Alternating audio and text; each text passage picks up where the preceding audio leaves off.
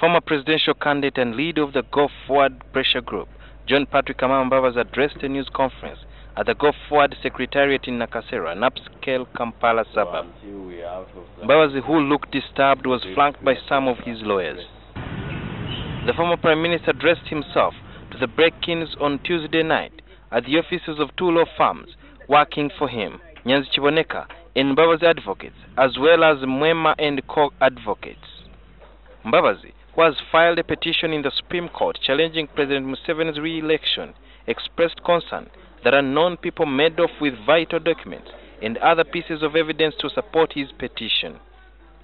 Hearing of the petition begins on Monday next week. In both chambers, files were carried away,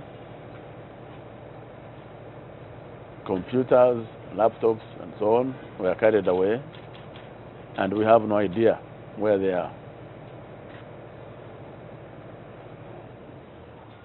We had affidavits, we had, in short, evidence that was going to be presented in court through filing.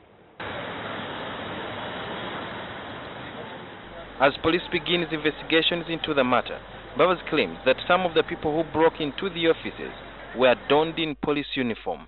There were eyewitnesses. Those who raided Mr. Muhammad's chambers, the legal firm of Muhammad and Company Limited, were about 30 in number, and the majority of them were in police uniform. Therefore, and it was just behind the police station in Wandegea. We asked Mbabazi whether the missing documents will affect the veracity of the evidence his lawyers are due to submit to the Supreme Court. Your guess is as good as mine, because if they've taken away the affidavits, they've taken away the computers. In other words, they've taken away all the tools. Yes, arrested some of the different. And they have arrested some of those who would depone, who would swear the affidavits. Well, I mean, the conclusion is only logical and rational that it will affect the progress. Today was supposed to be the deadline for Patrick Mbabazi's lawyers to submit documents in the Supreme Court containing evidence and some of the affidavits got from their witnesses. But they say they got a setback after some of their offices belonging to the lawyers were broken into early this morning. And they are now asking court for more time.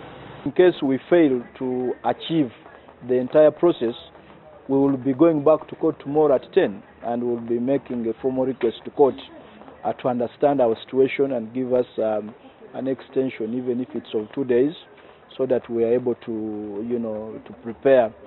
Mbabazi also commented on the alleged series of arrests of his witnesses from different parts of the country.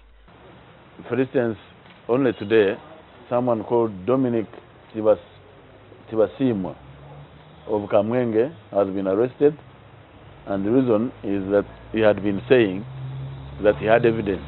On Tuesday, Deputy Police Spokesperson Pauline Amaye told NTV that police was doing its normal work, arresting suspected criminals and not targeting anyone.